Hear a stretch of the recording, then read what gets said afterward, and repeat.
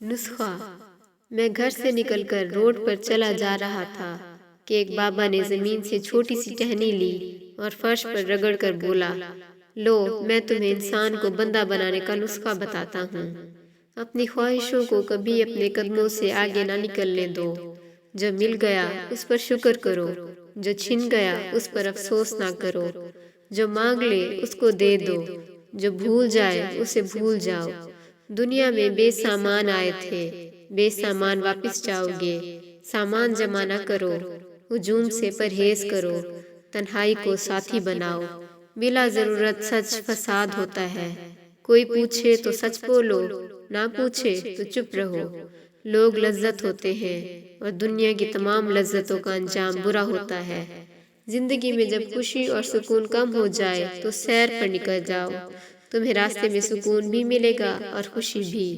دینے میں خوشی ہے، وصول کرنے میں غم۔ دولت کو روکو گے تو خود بھی رک جاؤ گے، چوروں میں رہو گے تو چور ہو جاؤ گے۔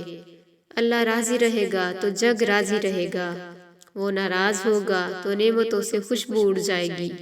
سادھوؤں میں بیٹھو گے تو اندر کا سادھو جاگ جائے گا۔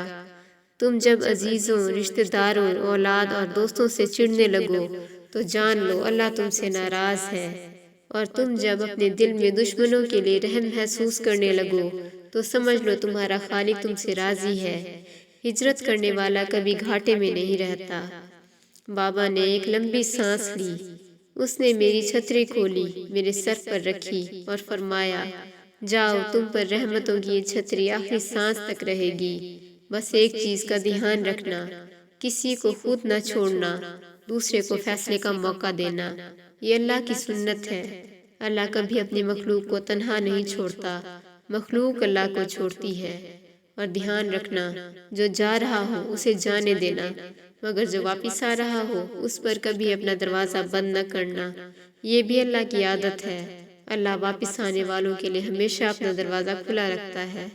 تم یہ کرتے رہنا، تمہارے دروازے پر میلہ لگا رہے گا۔ میں واپس آ گیا اور مجھے انسان سے بندہ بننے کا نسخہ مل گیا تھا۔ اشفاق احمد۔